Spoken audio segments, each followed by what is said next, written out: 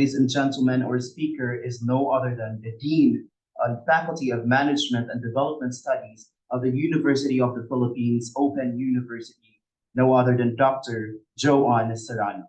A round of applause.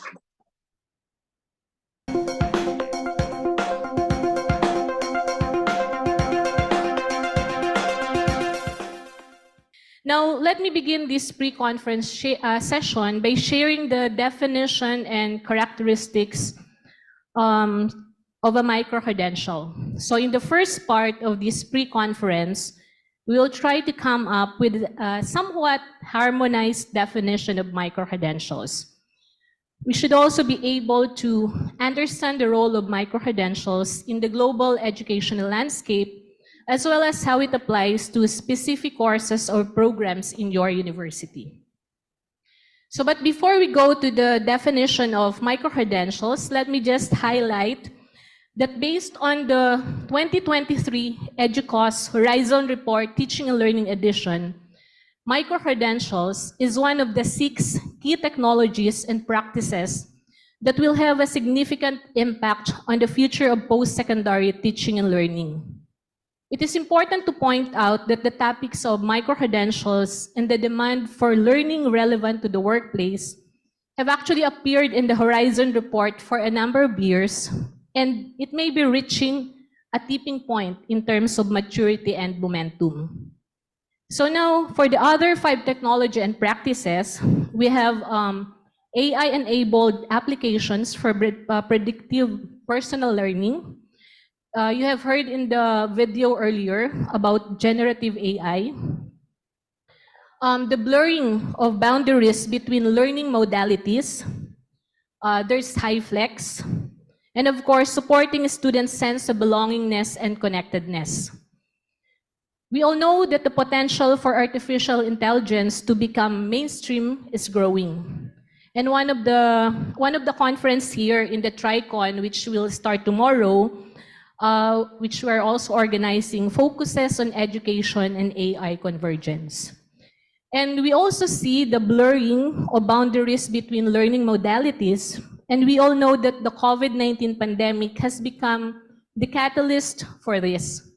So in UP, all across the UP system, and of course other higher education institutions in the Philippines and across the globe, educational delivery formats are no longer strictly online or face-to-face.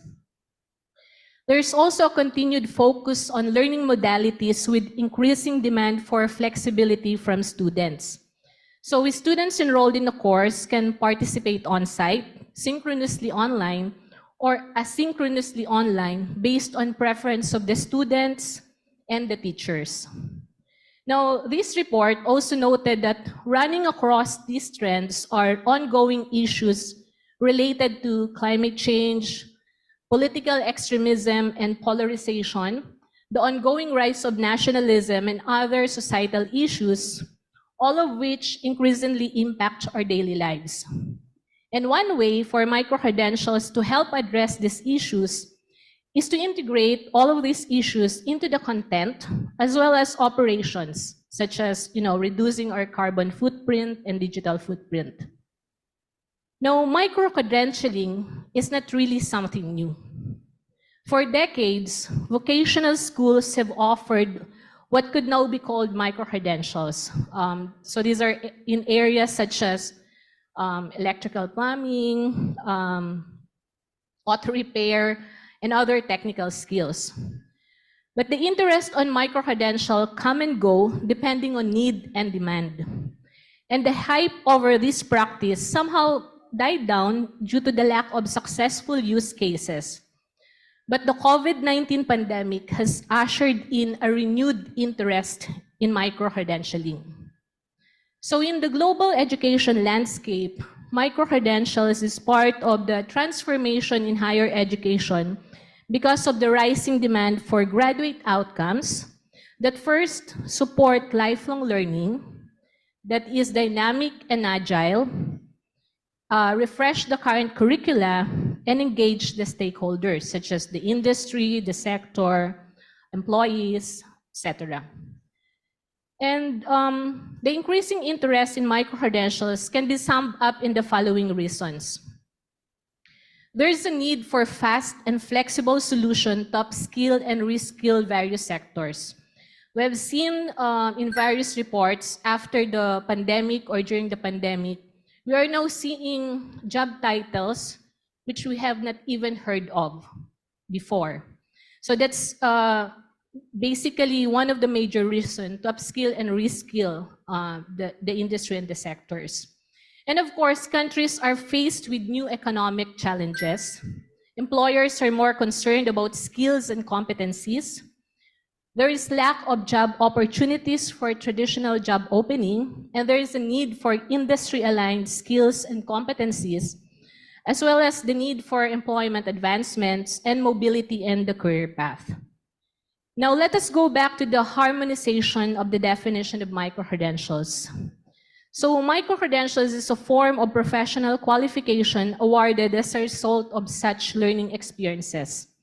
The MOOC platforms were among the first educational providers who reacted to the demand of labor markets for flexible upskilling or reskilling opportunities and educational trajectories. So they are offering their own micro-credentials under different names. So you probably have heard of professional certificate, bachelor or micro-bachelor or micro-master in edX, professional certificate or specializations in Coursera, nano degree in Udacity, or simply micro-credentials in FutureLearn. So there was a first attempt to homogenize the meaning of micro-credentials, in particular those granted by MOOC providers, which came from the European MOOC Consortium, composed of the MOOC initiatives FutureLearn, FAN, and Myriadia X.